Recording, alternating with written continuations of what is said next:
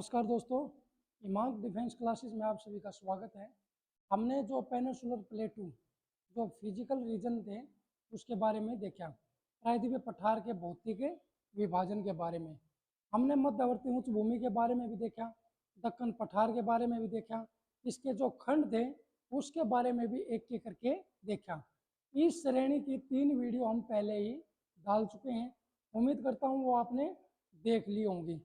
अभी इसका जो प्रायद्वीपीय पठारी प्रदेश का अंतिम वीडियो आएगा, ठीक है, जिसमें हम प्रायद्वीपीय पठार का जो भौतिक विभाजन है उसको कंप्लीट कर लेंगे। ठीक है दोस्तों, तो आज हम जो प्रायद्वीपीय पठार का जो भौतिक विभाजन है उसको खत्म करेंगे। इस श्रेणी में जो सबसे पहले हम जिक्र करेंगे वो करेंगे इसका, तेलंगाना का पठार का। इसका करेंगे तेलंगाना के पठार का। तो दोस्तों ये इसको आंध्र प्रदेश का पठार भी बोलते हैं। किसको? आंध्र पठार भी कहा जाता है, ये आपको ध्यान रखना है। दोस्तों इसको 2 भागों में बांटते हैं। कितने भागों में बांटते हैं? 2। एक है, एक क्या है? तेलंगाना का पठार, तेलंगाना का पठार। और जो दूसरा पार्ट है दोस्तों वो है रायलसीमा उच्च भूमि। कौन सा है?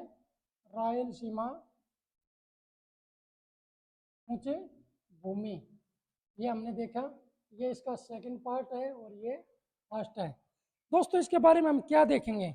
इसके बारे में देखेंगे ये समतलीकृत है। क्या है? समतल, ठीक है, समतलीकृत मैदान प्रकार का है। यानी कि जब जिस पे आपर्दन और निक्षेप की जो क्रियाएं शुरू होती हैं या कोई ऊंच भूमि होती है, ठीक है, उसके बाद में क्या होता है, वो मैदान अपने आधार को प्राप्त कर लेता है। तो वो उस प्रकार की आकृति बनी हुई है, ये समतलीकृत मैदान का प्रकार है। तो दोस्तों इसमें आगे हम क्या याद रखेंगे? यहाँ पे सामान्य ढाल कैसे मिलता है? यहाँ का जो ढाल है, ढाल पूर्व की ओर है दोस्तों। किधर है? पूर्व की ओर इसका ढाल है, ये आराम देखना है। और उसके बाद में ये आपको पता ही है क्या है, समतल भूमि है। जो रॉयल सीमा का पठार है वो समतल भूमि है, ये आपको याद रखना है। और दोस्तों कैम्ब्रियन युग की, कैम्ब्रियन युग की निस चट्टानें यहाँ पाई जाती हैं। दोस्तों ये जरूर आप याद रखिएगा। तो दोस्तों ये ज़्यादा बड़ा है नहीं, तो तेलंगाना का पठार, इसको आंध्र का पठार भी बोलते हैं। और इसके 2 टाइप यानी 2 प्रकार में इसको विभाजित किया गया है। एक तेलंगाना का पठार है, एक रायलसीमा उच्च भूमि है। और जो समतलीकृत मैदान इसकी प्रकार है, ठीक है, यानी कि संप्राय मैदान की तरह है। इसका जो ढाल है वो सामान्य पूर्व की ओर है। और जो रायलसीमा का पठार है वह समतल भूमि है। और कैम्ब्रियन युग की जो नीच चट्टानें हैं वो यहाँ पे पाई जाती हैं। तो मित्रों ये आपको याद रखना है। देखो जो थोड़ा सतर नीचे की तैयारी कर रहा है, SSC MT CHSL वगैरह, इसमें तो शायद नहीं पूछा जाएगा इस तरह का। लेकिन यदि आप PCS 70 का एग्जाम देने की तैयारी कर रहे हो तो वहाँ पे यहाँ से क्वेश्चन निकल सकता है। तो हमने तेलंगाना के पठार के बारे में देखा। अभी हम देखेंगे इसके बारे में कर्नाटक का पठार। इसके बारे में देखेंगे, कर्नाटक के पठार के बारे में इस देखेंगे। दोस्तों जो कर्नाटक का पठार है इसको हम 3 भागों में बांटते हैं। किसमें? 3। एक है मलनाड, ठीक है, और जो दूसरा क्या है, उत्तरी उच्च भूमि, और जो तीसरा है वो है दोस्तों दक्षिणी उच्च भूमि। दक्षिणी उच्च भूमि, ये आपको पता रहना चाहिए। ताकि जो कर्नाटक का पठार है इसको हम 3 भागों में बांटते हैं। एक है मलनाड, एक है उत्तरी उच्च भूमि, एक है दक्षिणी उच्च भूमि।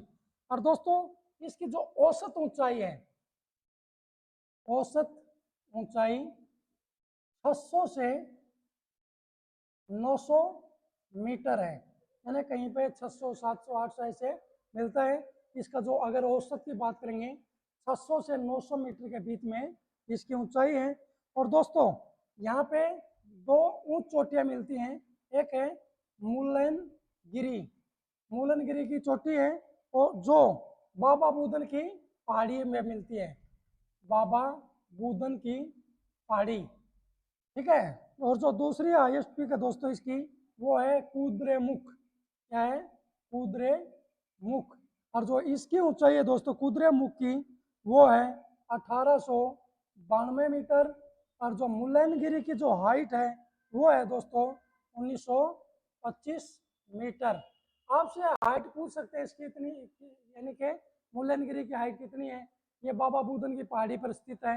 एक है कुद्रेमुख है, इसकी हाइट कितनी है? 1892। ये दोस्तों आप जरूर ध्यान रखिएगा।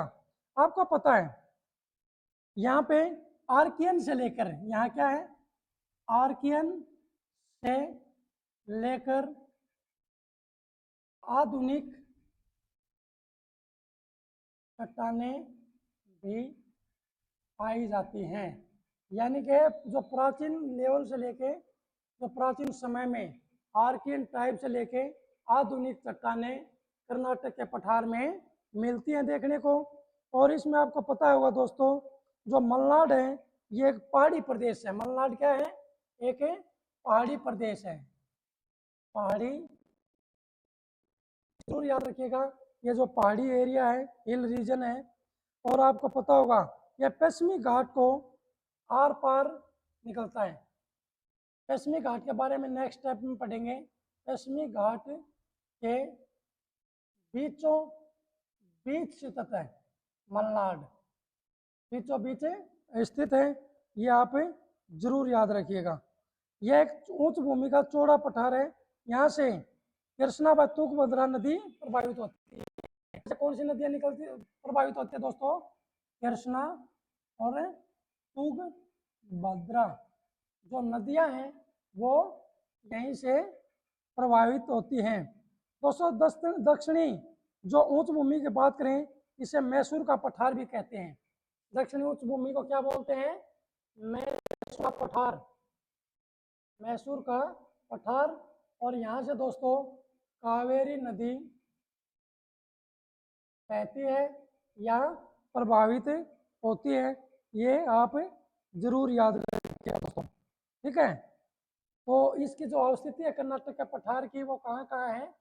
वो कर्नाटक और थोड़ा बहुत जो केरल क्षेत्र है उसमें ये पठार पाया जाता है। तो हमने क्या क्या देखा अभी? अभी हमने देखा इसके बारे में, कर्नाटक के पठार के बारे में। अभी हम जो बात करेंगे वो करेंगे तमिलनाडु का पठार। इसका तमिलनाडु का पठार। दोस्तों सबसे पहले तो ये पता होना चाहिए इसके पार्ट कितने हैं। इसके दो पार्ट हैं। कितने भागों में बांटते हैं? इसको दो भागों में बांटते हैं। एक है तमिलनाडु की पहाड़ी, क्या? तमिलनाडु की पहाड़ी। और जो दूसरा पार्ट है इसका, वो है दोस्तों कोयम्बटूर मदुरै उच्च भूमि, कोयम्बटूर मदुरै उच्च भूमि। ये आप जरूर याद रखिएगा। कोयम्बटूर उच्च भूमि, तमिलनाडु की पहाड़ी, ये दो पार्ट हैं। इसके बाद में आपको पता होगा जो कोयम्बटूर उच्च भूमि है, इसमें दोस्तों जावादी, सेवराय, जावादी, सेवराय, कलरायन, कलरायन, पंचमलाई, पंचमलाई की पहाड़ियाँ मिलती हैं, की पहाड़ी मिलती हैं, ठीक है। और दूसरा है दोस्तों उच्च भूमि क्षेत्र में, उच्च भूमि क्षेत्र में दो नदियां हैं मेन, जो एक है वेगई और एक ताम्रपणी। वेगई और ताम्रपणी का जो बेसिन है वो तमिलनाडु पठार के अंतर्गत ही आता है। तो दोस्तों ये क्वेश्चन कई बार पूछे गए हैं, ठीक है। जावादी, शेवराय, कलरायन, पंचमलाई की पहाड़ियाँ कहाँ मिलती हैं? आपको पता होना चाहिए, ये तमिलनाडु राज्य में मिलती हैं। ये आप जरूर याद रखिएगा।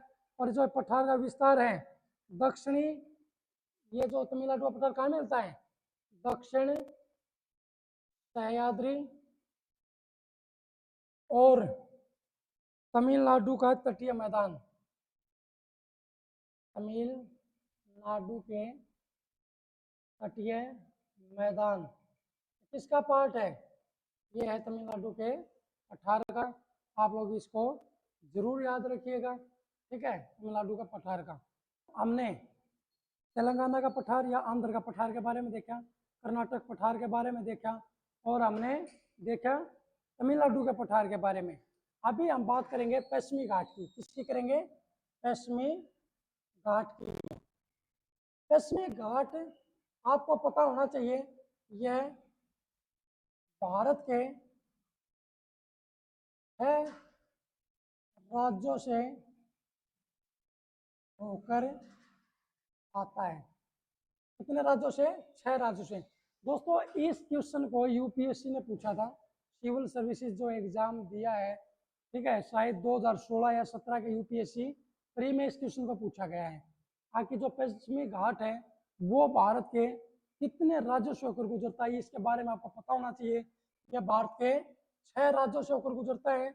और कहाँ से शुरू होता है? गुजरात से। गुजरात, महाराष्ट्र, गोवा, कर्नाटक, तमिलनाडु, बाद में आया तमिलनाडु, पहले केरला, केरल और तमिलनाडु। ये आपको याद रखना है, ये 6 राज्यों से होकर गुजरता है, गुजरात से शुरू होता है। इसके बाद में दोस्तों जो पश्चिमी घाट है, पश्चिमी घाट श्रेणी हिमालय के बाद दूसरी सबसे लंबी श्रेणी है, यानी पर्वत श्रेणी है। दोस्तों देखो हिमालय तो एक पर्वत का रूप है, लेकिन जो प्रायद्वीपीय पठार में जो पश्चिमी घाट है ये कोई पर्वत नहीं है, ये एक भ्रंश कगार है। क्योंकि जब अफ्रीकन प्लेट से इंडियन प्लेट अलग हो रही थी, कुछ भाग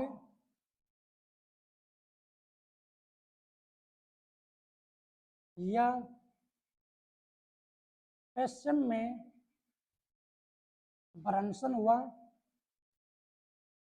पश्चिम में भ्रंशन यानी फॉल्ट हुआ, उसके बाद भ्रंश कगार बना। आप ये जरूर याद रखिएगा।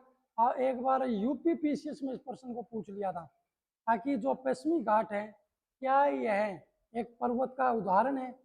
नहीं, ये पर्वत का उदाहरण नहीं है, ये भ्रंश कगार है। जब इंडियन प्लेट अफ्रीकन प्लेट से अलग हो रही थी, आपको पता है क्या हुआ? वहाँ पे भ्रंश हुआ, फॉल्ट हुआ, और उसके बाद में जो पश्चिमी वो अरब सागर में गिर गया था, और उसके बाद में जो बचा हुआ क्षेत्र था वो खड़ी ढाल वाला या खड़ा कगार, वो उसको क्या बोलते हैं? भ्रंश कगार है ये आप जरूर याद रखिएगा। इसके बाद में हम बात करते हैं इसका ढाल तेज है। यह उत्तर से लेकर दक्षिण के अंतरिक्ष से 20 किलोमीटर उत्तर तक इसका विस्तार है। यानी जो कुमारी अंतरिक्ष है दोस्तों, कुमारी अंतरिक्ष में 20 किलोमीटर अगर नॉर्थ की बात करेंगे, वहां तक पश्चिमी घाट का वहाँ विस्तार है। आप ये जरूर याद रखिएगा। तो दोस्तों इसमें हम बात करते हैं इसकी जो लंबाई कितनी है उत्तर से दक्षिण तक, उत्तर से दक्षिण तक यह 1600 किलोमीटर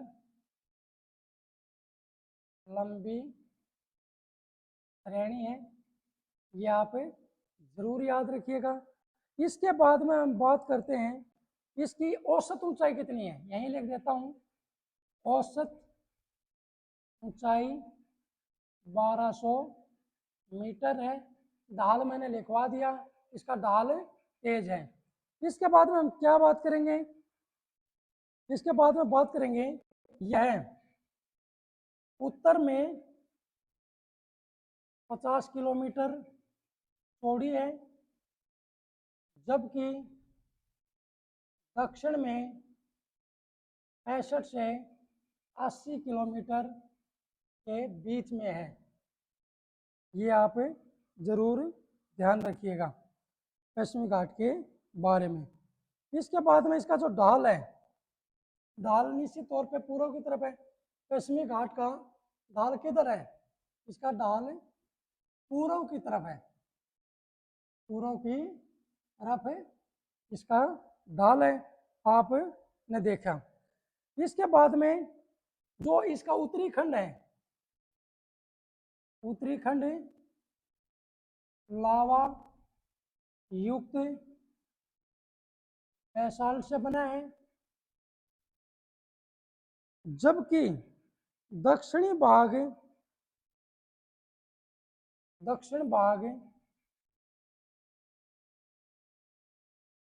भ्रंशन के कारण, आप ये जरूर याद रखिएगा।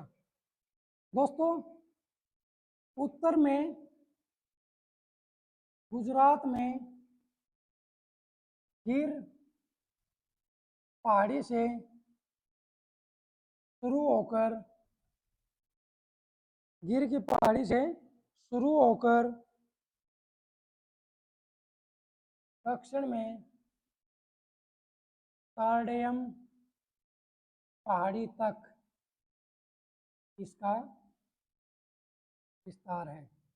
आपसे पूछ सकते हैं गिर की पहाड़ी कहाँ है। गिर पहाड़ी दोस्तों गुजरात में है, और आपको पता होगा ये एशियाई लाइन या एशियाई शेर के लिए क्या है, विख्यात, एशियाई शेर के लिए विख्यात है। कौन सी, ये गिर की पहाड़ी, ये आप जरूर याद रखिएगा। दोस्तों पश्चिमी घाट को, यानी कि पश्चिमी घाट का एक मैप बना देते हैं। पश्चिमी घाट का जो महाराष्ट्र, गोवा और कर्नाटक है, इसको सहयाद्री कहा जाता है। क्या कहा जाता है, याद्री, याद्री कहा जाता है दोस्तों। 16 डिग्री, इधर लिख देता हूँ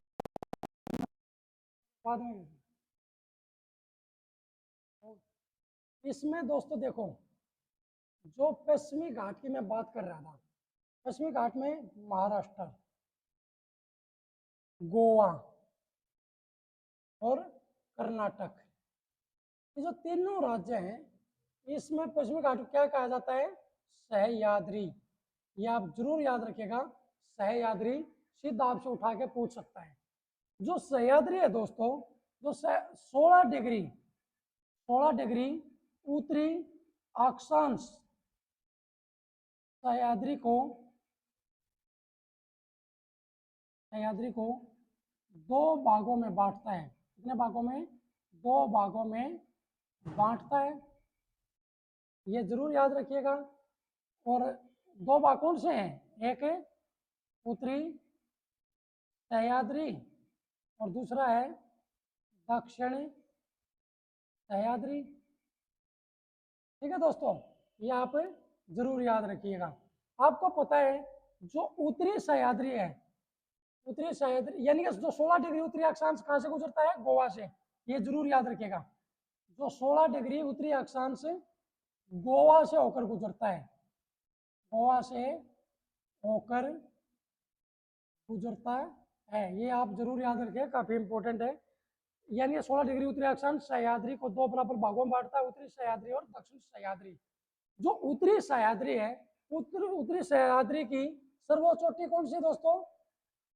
सर्वोच्च चोटी उत्तरी सह्याद्री की उत्तरी चोटी है दोस्तों काल सुबई। कौन सी है? काल सुबई। ये आप जरूर याद रखिएगा। 1646 मीटर ऊंची इसकी हाइट है। और उसके बाद में दूसरी सेकंड हाईएस्ट पीक कौन सी है मित्रों? इसकी दूसरी जो सेकंड हाईएस्ट पीक है वो महाबलेश्वर है। कौन सी? महाबलेश्वर। दूसरी सर्वोच्च चोटी उत्तरी सह्याद्री की कौन सी है? महाबलेश्वर। और दोस्तों जो महाबलेश्वर है, यहीं से कृष्णा नदी की उत्पत्ति स्थल है। कृष्णा नदी कहाँ से निकलती है? कृष्णा नदी दोस्तों यहीं से निकलती है। जो उत्तरी सह्याद्री है, यह बेसाल्ट निर्मित संरचना है। कैसी है? बेसाल्ट निर्मित संरचना। आप इसको जरूर याद रखिएगा। आपको मैंने बताया था क्रीटेशियस काल में लावा का उद्गार हुआ था, और जो लावा था वो जमा था, और जमने के बाद में जो संरचना बनी वो कैसी बनी? बेसाल्ट निर्मित संरचना। आप ये जरूर याद रखिएगा। और दोस्तों आपको पता होगा जो दक्षिणी सह्याद्री है, दक्षिणी सह्याद्री की सबसे ऊंची चोटी एक बार सबसे पहले तो देखते हैं। सबसे ऊंची चोटी है कुद्रेमुख। क्या है? कुद्रेमुख। और जो इसकी हाइट है वो 1892 है। कितनी है? 1892 मीटर। और दूसरी जो सेकंड हाईएस्ट पीक है दोस्तों वो है पुष्पगिरी। आप ये जरूर याद रखिएगा। और जो पुष्पगिरी की जो हाइट है मित्रों वो 1714 मीटर है। ठीक है, आप याद रखिए। और महाबलेश्वर की ऊंचाई कितनी है इस चोटी की? महाबलेश्वर की है दोस्तों, इसमें दिया हुआ है 1438 मीटर। 1438 मीटर इसकी हाइट है। आप ये जरूर याद रखिएगा, आपसे सीधा प्रश्न में उठा सकते हैं। और जो दक्षिणी सह्याद्री है, यहाँ आर्कियन प्रकार की निस चट्टानें मिलती हैं। कहाँ पे? दक्षिणी सह्याद्री में। आप दोस्तों ये जरूर याद रखिएगा। और जो पुष्पगिरी से ही क्या निकलती है? पुष्पगिरी से के पास में है कावेरी ताल। यहाँ से कावेरी नदी निकलती है। आप ये जरूर याद रखिएगा। कावेरी नदी के बारे में जो पूरी इंफॉर्मेशन है वो जो ड्रेनेज सिस्टम ऑफ इंडिया उसमें हम देखेंगे एक एक करके। ये आप जरूर याद रखिएगा। और दोस्तों आपको पता होगा पश्चिमी घाट को, यहाँ लिख देता हूँ, पश्चिमी घाट को पूर्वी घाट से मिलाने वाली पर्वत श्रेणी नीलगिरी है। कौन सी है? नीलगिरी की घाट है, जिसको नॉट बोलते हैं। ठीक है, नीलगिरी है, ये आपसे ध्यान रखना है। ठीक है, ये पश्चिमी घाट को पूर्वी घाट से मिलाती है। और जो नीलगिरी की सर्वोच्च चोटी, नीलगिरी सर्वोच्च चोटी कौन सी दोस्तों? दोदा बेटा। दोदा बेटा है, और 2637 मीटर इसकी ऊंचाई है। और यह दक्षिण भारत की दूसरी सर्वोच्च चोटी है। आप ये जरूर याद रखिएगा। तो दोस्तों आपको पता है जो सह्याद्री है, सह्याद्री के दक्षिण में और कौन सी चोटी है? अन्नामलाई। कौन सी? अन्नामलाई। अन्नामलाई। और यहाँ पे एक चोटी है अन्नामुडी। ये दक्षिण भारत की सबसे ऊंची चोटी है। दक्षिण भारत की सर्वोच्च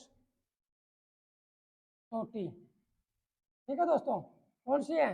अन्नामलाई श्रेणी की अन्नायमुड़ी। और इसकी जो ऊंचाई है दोस्तों वो कितनी है सर्वोच्च शिखर की?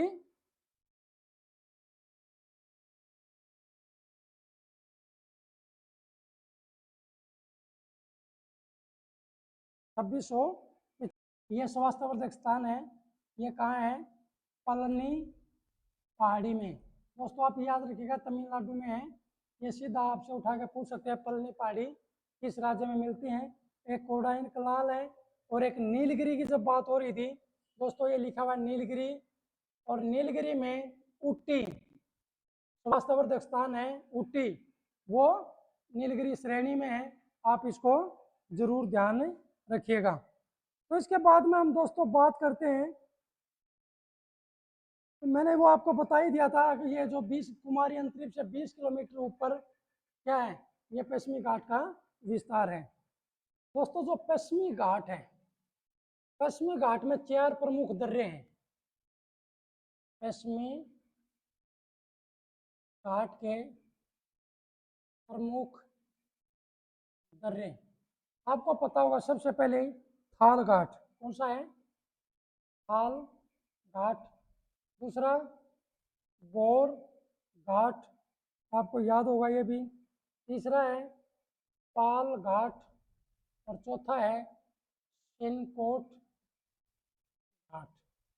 आपको पता होगा दोस्तों जो ये दर्रे हैं ना, ये क्या करते हैं, एक रास्ते से दूसरे रास्तों को मिलाते हैं पहाड़ी क्षेत्रों में या ऊंचे क्षेत्रों में।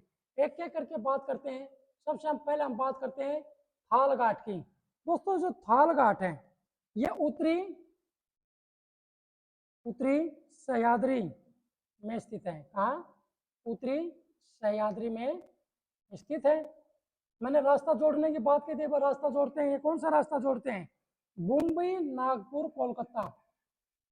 मुंबई नागपुर के रास्ते यदि कोलकाता जाना है तो इस दर्रे से होकर गुजरना पड़ेगा। अभी हम दूसरे की बात करते हैं बोर घाट की।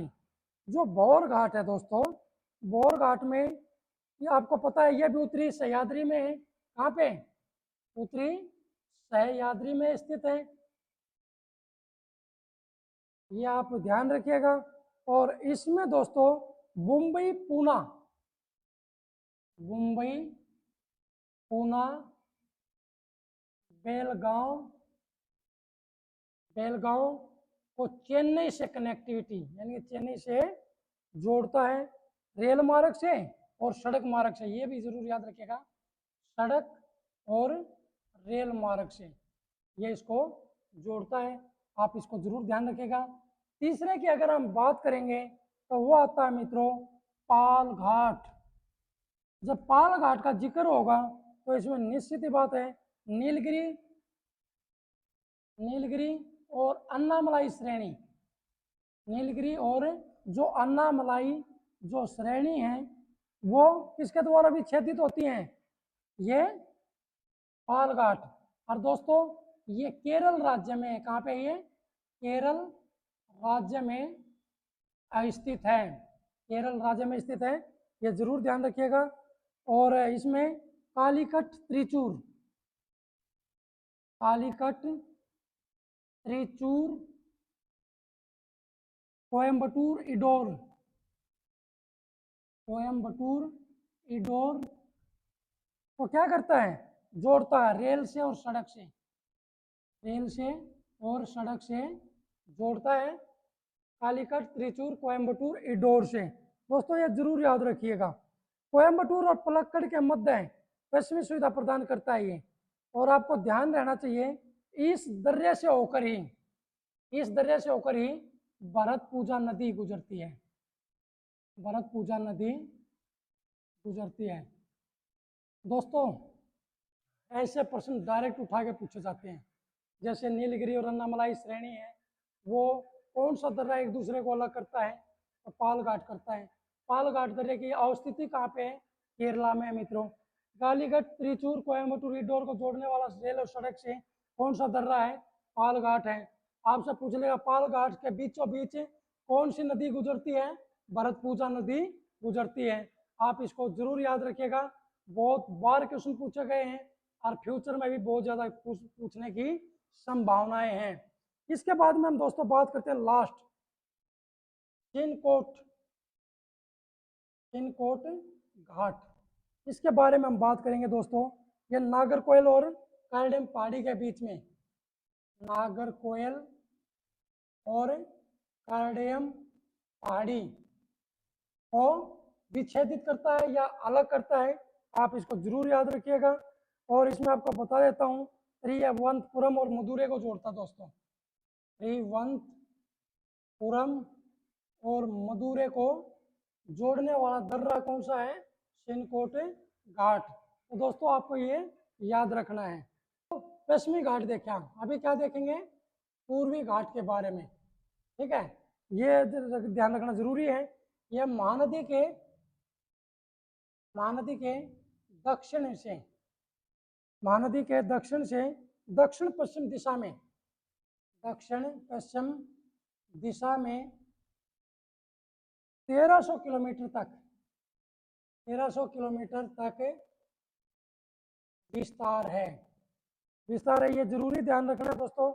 आपको पता होगा नीलगिरी पहाड़ी पूर्वी घाट का विस्तार है। कौन सी? नीलगिरी पहाड़ी पूर्वी घाट का विस्तार है।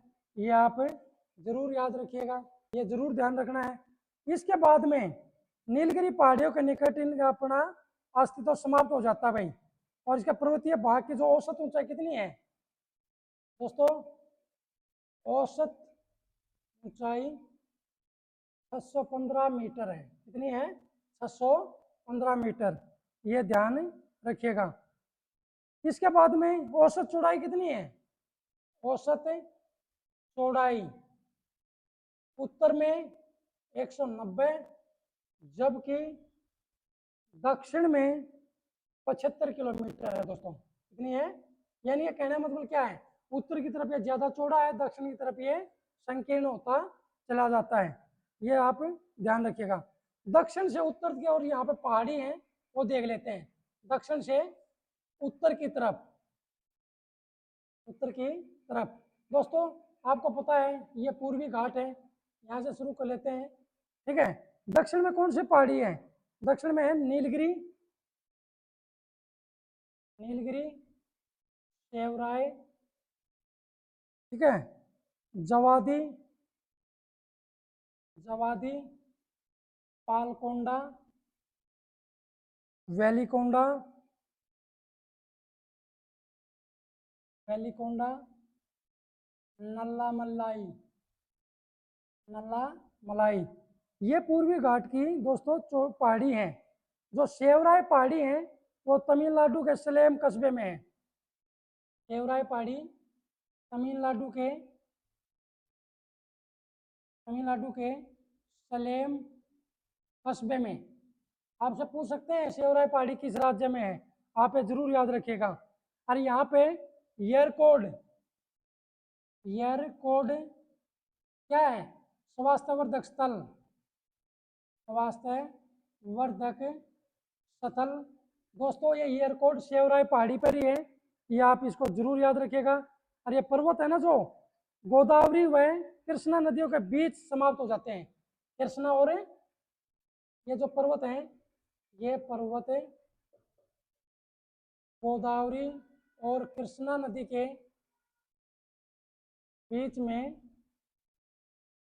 समाप्त हो जाते हैं। दोस्तों ये जरूर याद रखिएगा। इसके बाद में आगे क्या बोल रहे हैं? पूर्वी घाट का जो वास्तविक पर्वतों के रूप में महानदी और गोदावरी नदियों के बीच के भूभाग में मिलते हैं। और यहाँ की जो औसत चौड़ाई है उत्तर से दक्षिण की ओर कम होती जाती है। जब उत्तर से दक्षिण जाते हुए चौड़ाई कम होती जाती है, ये आप याद रखिएगा। और आपको पता है इसकी औसत ऊंचाई 920 के आसपास है। पूर्वी घाट की सर्वोच्च चोटी, यानी पूर्वी घाट है जो, इसकी सर्वोच्च चोटी कौन सी है? सर्वोच्च चोटी विशाखापट्टनम, कौन सी है? विशाखापट्टनम। दोस्तों ये याद रखिएगा, विशाखापट्टनम की जो चोटी है वो सर्वोच्च चोटी है, आंध्र प्रदेश जिले में पाई जाती है। और जिंदागड़ा, कौन सी है? जिंदागड़ा, जिंदागड़ा इसी का नाम है। और दोस्तों इसकी ऊंचाई कितनी है? इसकी ऊंचाई है 1690, 1690 मीटर जिंदागड़ा की। और दूसरी हाईएस्ट पीक कौन सी है? यहाँ लिख देता हूँ, सेकंड हाईएस्ट पीक, सेकंड सर्वोच्च चोटी दोस्तों महेंद्रगिरी है। कौन सी है? महेंद्रगिरी। ये पूर्वी घाट की दूसरी सबसे ऊंची चोटी है दोस्तों, ये जरूर याद रखिएगा। और ये उड़ीसा के गंजाम जिले में है। कहाँ पे? उड़ीसा के गंजाम जिला है, वहां पे पड़ती है। और इसकी ऊंचाई 1501 मीटर है। कितनी है दोस्तों? 1501 मीटर है, ये आप ध्यान रखिएगा। इसके बाद में आपका पता है यहाँ पे जो चार्नोकाइट्स और खोडालाइट्स, चार्नोकाइट चट्टान का बना है, चार्नोकाइट चट्टान का ये बना हुआ है, ये आप ध्यान रखिएगा।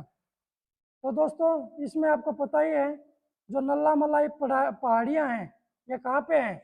आंध्र प्रदेश में। नल्ला मल्ला ये आंध्र प्रदेश में है दोस्तों, आंध्र प्रदेश राज्य में स्थित है, ये आप जरूर याद रखिएगा। और इसके बाद में जो पालकोंडा है, पालकोंडा पहाड़ी इसके दक्षिण में है, ठीक है। तो इसके बाद में दोस्तों जो जवादी पहाड़ी है, कौन सी? जवादी। जवादी कहाँ पड़ती है दोस्तों? ये तिरुवेलूर में पड़ती है। कहाँ पे? तिरुवेलूर में ये पड़ती है, ठीक है, आप ये ध्यान रखिएगा। इसके बाद में जो विल्लुपुरम है, विल्लुपुरम जिले में जिंजी पहाड़ी मिलती है। विल्लुपुरम जिले में जिंजी पहाड़ी, ये आपसे पूछ सकते हैं जिंजी पहाड़ी कहाँ है? विल्लुपुरम जिले में, ये दोस्तों आप ध्यान रखिएगा, विल्लुपुरम। इसके बाद में हम बात करते हैं कोली मलाई, पंचमलाई, यहाँ पे लिख देता हूँ, कोली मलाई और पंचमलाई जो पहाड़ियाँ दोस्तों, पंचमलाई की और कोली मलाई पहाड़ियाँ हैं, ये सलेम जिले में। कहाँ पे? सलेम जिला, ये तमिलनाडु में पड़ता है दोस्तों ये सब। इसके बाद में सेवराई, सेवराई और गोडूमलाई, कौन कौन सी है ये? सेवराई और गोडूमलाई, इधर लिख देता हूँ गोडूमलाई।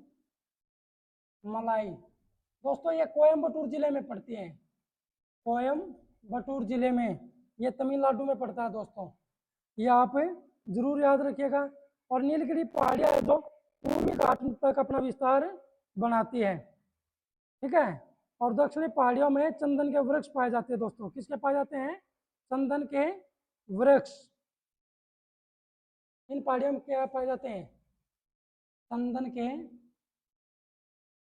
वृक्ष पाए जाते हैं। आप याद रखिए चंदन के पेड़ कहाँ मिलते हैं?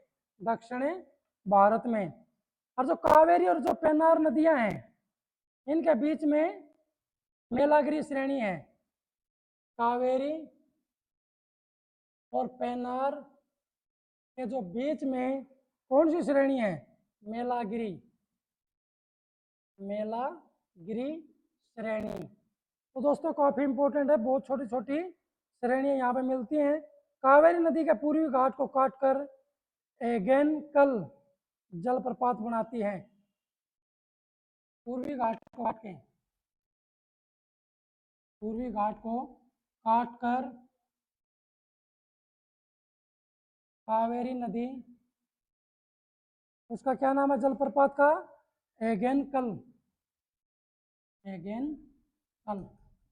तो दोस्तों ये था हमारा पश्चिमी घाट पूर्वी घाट के बारे में देखा। कहने का मतलब क्या है? हमने पूरा का पूरा जो प्रायद्वीपीय पठारी प्रदेश है उसको हमने अच्छे से एनालिसिस किया, कंप्लीट किया। इसी में जो प्रायद्वीपीय पठार का जो भौतिक विभाजन है इसको हमने काफ़ी बारीकी से देखा है। और मैं आपको विश्वास दिलाता हूँ कि यहाँ से एक भी प्रश्न ऐसा नहीं मिलेगा जो आपके वीडियो से नहीं मिलेगा। तो आप इस पर पूर्णतः भरोसा कर सकते हो और अपनी तैयारी में 4 चांद लगा सकते हो। धन्यवाद।